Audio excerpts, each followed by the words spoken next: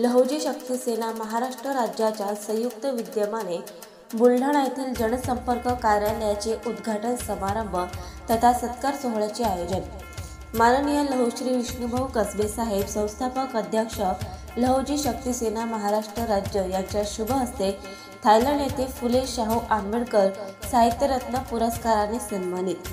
माननीय लहुश्री माधवराव गादेकर, राष्ट्रीय अध्यक्ष लहुजी शक्ती सेना, माननीय श्री विलासराव माणवतकर, राज्य उपाध्यक्ष लहुजी शक्ती सेना महाराष्ट्र राज्य यांची लहुजी शक्ती सेना लढाऊ सामाजिक संघटनेच्या महाराष्ट्र राज्य उपाध्यक्ष पदावर निवड झाल्याबद्दल त्यांच्या जाहीर सत्कार सोहळ्याचे आयोजन करण्यात आले आहे।